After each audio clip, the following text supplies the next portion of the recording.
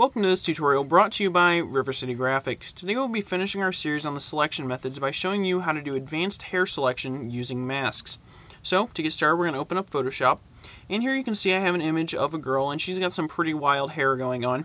Now, with any of the other methods I've discussed in previous tutorials for making selections, they wouldn't do a very good job of selecting this girl from the background, mainly because of all these tiny hairs that she has flying around. So lucky for us, there's a method in Photoshop for selecting these hairs, and it is using masks.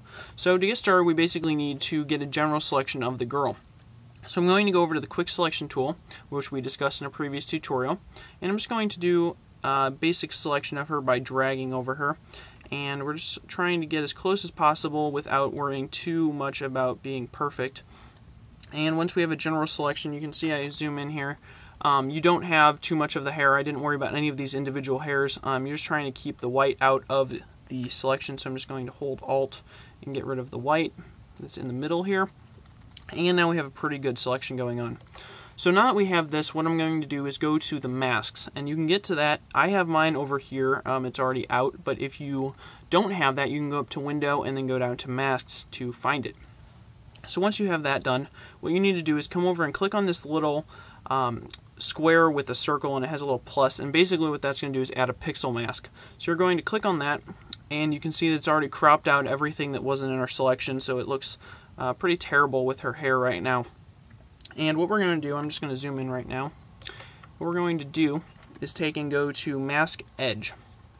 And what that's going to allow us to do is really refine this selection of her hair and the rest of her body, but specifically the hair in this tutorial. So the first thing you have in this box is going to be the views.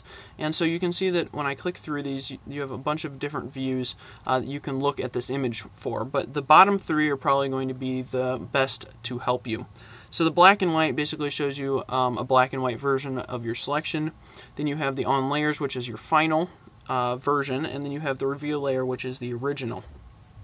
So the first thing we're going to do is go to this black and white, and then I'm just going to click off this to apply it. And then we're just going to take and drag up this radius here for edge detection.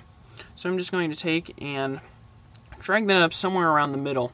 And what you can see is it's already started to change how it views that hair. Instead of being blocky, now it's starting to find each of those little individual hairs. And if you turn on a smart radius, it's going to find an even better selection of those. So if we go back to our on layers, you can see that it's already starting to get a little better.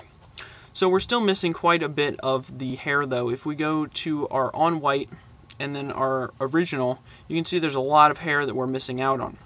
So we're going to leave it on the reveal layer, and then we're going to make sure that we have this little tool here selected that's called the Refine Radius tool.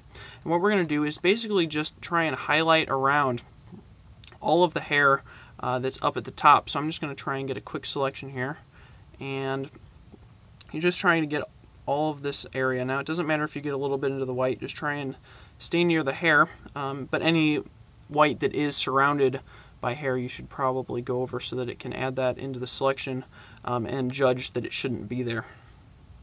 So we're just trying to get all of the little wisps of hair, and it will be able to detect that it's different than what's around it. And so once you have a pretty good selection, you can come somewhere up around here just to make sure you've gotten everything. And we're just going to release. Now you're not going to see any difference right here, but once you change your view to, say, the black and white mode, you can see that we have a much better selection of the hair. And if you go back to the on layer mode, you can see that we have an even better selection. So I'm just going to click OK to apply that, but before I do, I can just mention that you have all of these other different options. You have smoothing, feathering, contrast, and shifting edge, which basically brings it in further closer to her head and then further out, depending on which way you push that. And you can also decontaminate the colors, such as if you were using a green screen and there was a green tint to the hair. So anyway, I'm just going to click OK, and that's going to apply that. And you can see that it added it into a layer mask, so if you wanted to click on this and then paint with a paintbrush, black or white, you can add or subtract from what you already have. But what I'm going to show you is I'm just going to zoom out, and you can see we have a pretty good selection of the hair there. And if you take and you can duplicate this layer, and then it really makes the effect work a lot better if you duplicate that layer, and you can see that it added in a bunch more color that had been lost previously, you can see right there. So by doing that, you have a pretty good selection of the hair, much better than you would get with other methods. And I hope you guys learned something in this tutorial. Hope you guys can use this with your projects, whether you're extracting hair or extracting something else. Don't forget to subscribe, rate, and comment, and I'll see you next week. Thanks for watching.